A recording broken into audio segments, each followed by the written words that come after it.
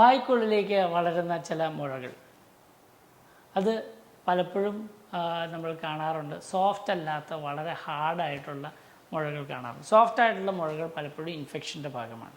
അപ്പോൾ അതുകൊണ്ട് തന്നെ സോഫ്റ്റായിട്ടുള്ള മുഴകൾ കാണുമ്പോൾ, പ്രത്യേകിച്ച് ഞെക്കാവുന്ന മുഴകൾ എല്ലാം കാണുമ്പോൾ, അല്ലെങ്കിൽ ഒരു പല്ല് കേടായിരിക്കുന്നതിൻ്റെ തൊട്ട് താഴെ കാണുന്ന മുഴകളൊക്കെ ആണെങ്കിൽ അത് എത്രയും വേഗം അതിന് ചികിത്സ തേടേണ്ടതാണ്. എന്നാൽ ചിലപ്പോൾ ഹാർഡായിട്ടുള്ള മുഴകളുണ്ടാകും. ഹാർഡായിട്ടുള്ള മുഴകൾ വരുമ്പോൾ ശ്രദ്ധിക്കേണ്ട കാര്യം എന്താണെന്ന് വെച്ചാൽ പലതരത്തിലുള്ള മുഴകളുണ്ടാകും. ഒരു ഭാഗത്ത് മാത്രമായിട്ടൊരു വലിയ മുഴയായിട്ട് പുറത്തേക്കൊക്കെ മുഴ വന്നിട്ടുണ്ടെങ്കിൽ അതിൻ്റെ അർത്ഥം അതിനകത്ത് സിസ്റ്റ് അല്ലെങ്കിൽ അതിനകത്ത് ഒരു ക്യാൻസറസ് ഗ്രോത്തൊക്കെ ഉണ്ടാകാൻ സാധ്യതയുണ്ട്. അതുകൊണ്ട് ഒരു ഡോക്ടറെ കൊണ്ടുവന്ന് കാണിക്കുന്നത് വളരെയധികം നന്നായിരിക്കും. നീര് പോലെ വന്നിട്ട് നീരാണ് വരുന്നതെങ്കിൽ അത് പല്ലിൻ്റെ ഇൻഫെക്ഷനാണ്. പക്ഷേ അല്ലാതെ തന്നെ വലിയ മുഴകൾ ഉണ്ടാവാറുണ്ട്.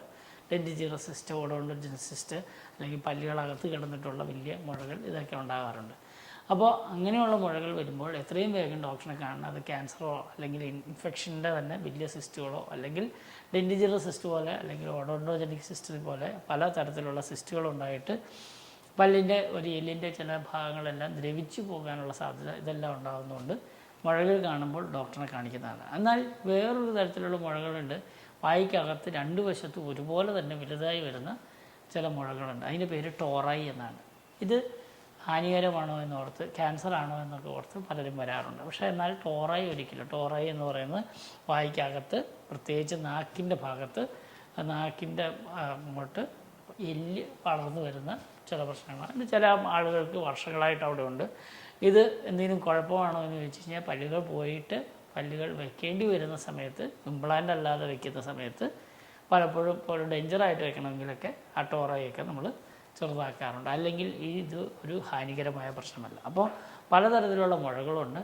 ചില മുഴകൾ വളരെയധികം പ്രശ്നങ്ങളുള്ളതും ചില മുഴകൾ വളരെ സിമ്പിളായിട്ടത് ശരീരത്തിൻ്റെ ഭാഗമായിട്ട് ഉണ്ടാകുന്ന ചില കാൽസ്യം ഡെപ്പോസിറ്റ്സോ അല്ലെങ്കിൽ അതിൻ്റെ എല്ലിൻ്റെ വളർച്ചയുടെ കൂടുതലോ ഇതൊക്കെയാണ് സാധാരണ ടോറായി ആയിട്ടുണ്ടാകുന്നത്. പ്രത്യേകിച്ച് വലിയ ഹെവി ബിൽറ്റായിട്ടുള്ള ആൾക്കാർ, ചില ആളുകൾക്ക് വായ്ക്കകത്ത് ടോറായി അഥവാ ഈ പറയുന്ന പോലെ വളരെ വലിയ മുഴകൾ പോലെ വായ്ക്കകത്തേക്ക് വരാം. അപ്പോൾ ഇതെന്താണെന്ന് മനസ്സിലാക്കാൻ വേണ്ടി ഉപയോഗിക്കുന്ന എക്സ്റേസ് ഉപയോഗിച്ച് നമുക്കതിനെ മനസ്സിലാക്കാം. പക്ഷേ ഒരു വശത്ത് മാത്രമായിട്ട് വരുന്ന അല്ലെങ്കിൽ ഏതെങ്കിലും ഒരു ഭാഗത്ത് മാത്രമായിട്ട് വരുന്ന വലിയ മുഴകളെ ദയവായി ശ്രദ്ധിക്കുക.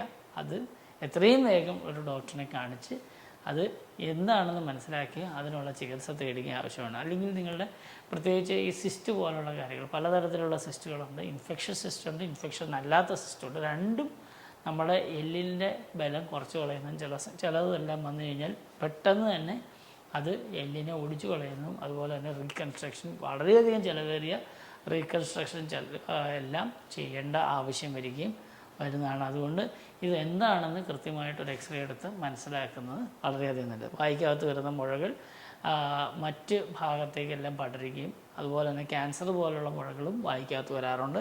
അതുകൊണ്ട് എന്താണ് എന്ന് മനസ്സിലാക്കുകയും അതിനെ എത്രയും വേഗം ചികിത്സിക്കുകയും ചെയ്യുന്നത് നിങ്ങളുടെ ട്രീറ്റ്മെൻറ്റിനെ വിപുലമായി പോവുകയും നിങ്ങൾക്ക് വളരെയധികം ഭീമമായ ചിലവ് വരാതിരിക്കുകയും ചെയ്യും. അതുകൊണ്ട് വായ്ക്കകത്തെ മുഴകളെ ശ്രദ്ധിക്കുക, അതിന് കൃത്യമായിട്ട് ചികിത്സ എടുക്കുക, അതെന്താണെന്ന് എത്രയും വേഗം കണ്ടുപിടിക്കുക. ഇതെല്ലാം നിങ്ങളുടെ ആരോഗ്യകരമായ പല്ലുകൾക്കും ശക്തമായ ചവയ്ക്കുവാനും ഭക്ഷണം കഴിക്കുവാനും ചിരിക്കുവാനും എല്ലാം വളരെയധികം അത്യാവശ്യമാണ്. വായ്ക്കകത്തല്ലേ എന്നോർത്ത് അത് തള്ളിക്കളയാതിരിക്കുക. അത് ഈവൻ അത് ചില രീതിയിലുള്ള മുഴകളെല്ലാം വന്നു കഴിഞ്ഞാൽ വായ്ക്കകത്ത് ഉള്ള മുഴകൾ വലുതായി അത് ജീവൻ തന്നെ നഷ്ടപ്പെടുവാനുള്ള സാധ്യതയുണ്ട്. അതുകൊണ്ട് നിങ്ങളത് ശ്രദ്ധിക്കുക, കൃത്യമായിട്ട് ചികിത്സ തേടുകയും ചെയ്യുക. ഞാൻ ഡോക്ടർ തോമസ് നെച്ചിപ്പാടം. ഇതുപോലുള്ള ഡെൻ്റൽ അറിവുകൾ അറിയുവാൻ, നിങ്ങളുടെ ചികിത്സാ രീതികൾ അറിയുവാൻ ഇത് സബ്സ്ക്രൈബ് ചെയ്യുക, ലൈക്ക് ചെയ്യുക, ഷെയർ ചെയ്യുക, നിങ്ങളുടെ ഗ്രൂപ്പുകളിലെല്ലാം അറിയിക്കുക. കാരണം ചെറിയ മുഴകളൊക്കെ വരുമ്പോൾ പല്ലിനകത്താണ് ഇൻഫെക്ഷൻ ആണെന്നൊക്കെ അവർ തന്നെ തീരുമാനിച്ച് പലപ്പോഴും അതിൻ്റെ ചികിത്സ എടുക്കാതിരുന്നാൽ അത് അവരുടെ ജീവൻ തന്നെ ഹാനിയാകാം. അനേകം പേര് ഈ അടുത്ത കാലങ്ങളിൽ ദന്ത ചികിത്സ വൈകി ബുദ്ധിമുട്ടിലേക്ക് എത്തുന്ന പല പ്രശ്നങ്ങളും ഈ അടുത്ത് കേൾക്കുന്നുണ്ട്. ചിലത് ചികിത്സ തന്നെ തെറ്റിപ്പോയിട്ടും വരുന്നുണ്ട്. അതുകൊണ്ട് ഇതിനെപ്പറ്റി എല്ലാം കൂടുതൽ മനസ്സിലാക്കുവാൻ വേണ്ടി പല്ല് ഡോക്ടറിനെ സബ്സ്ക്രൈബ് ചെയ്യുന്നത്, ഇത് നിങ്ങൾ സ്ഥിരമായി കാണുന്നത് നിങ്ങൾക്ക് സഹായിക്കും. ഞാൻ doctor Thomas Nechippadam from Nechippadam dental at marine drive, Kochi.